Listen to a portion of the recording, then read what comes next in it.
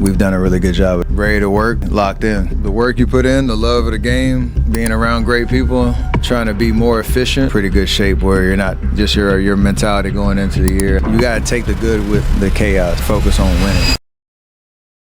Ready to work, like we expect him to be locked in on doing what he needs to do to help us win. So all those things you acknowledge and you look forward to doing what we do as players and going out there and hooping. Steph, you're approaching a decade since your unanimous MVP season and you're still playing at a very high level. How have you been able to evolve your game to sustain that level of production? The work you put in, the love of the game, being around great people, still keeping winning as the priority, and I'm blessed to still hopefully be in that situation for a couple more years.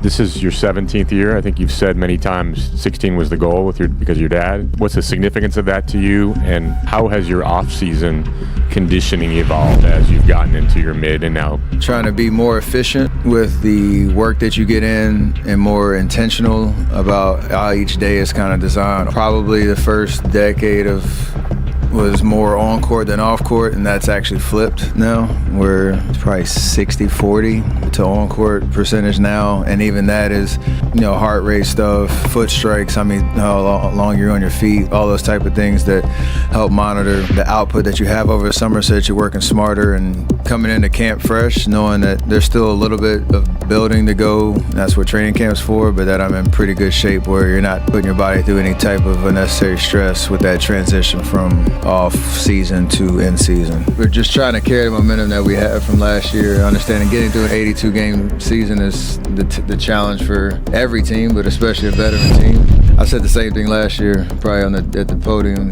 right here. We started 12-3, and then all hell broke loose for a good couple months. So you can only do what you can to control just your mentality going into the year, and I think it's really optimistic and positive around here. You got to take the good with the chaos as well of it, kind of front and center on trying to, again, focus on winning.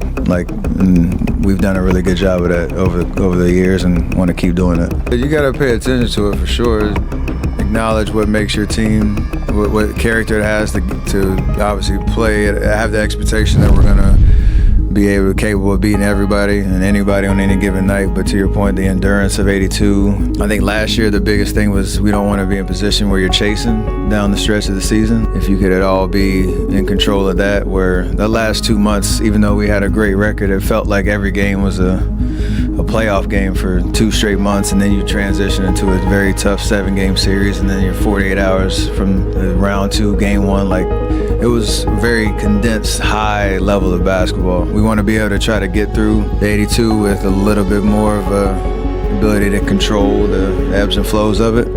More than specific potential of specific kids, just the idea of basketball at a high level around the world is continuing to grow. The skill level and the excitement around the game is really special, and I was happy to kind of experience that in Chongqing this year and have something that I've done here in the States for a very long time with the Curry Camp and bring it over there. So basketball's at an all-time high, not only from an awareness and fandom perspective, but from kids who are playing and really taking it seriously and working on their game, so it's great to see. I don't think I'm over that disappointment, because you always wonder what if, had I not gotten hurt, had we won one more game in that second round and give me a chance to come back, had we not been chasing the last 2 months. You always, as a player, you always think about that type of stuff, and it motivates you to understand what you can do this year to put yourself in a better position. So I think I'm still carrying that, which is, I think, healthy and a good thing.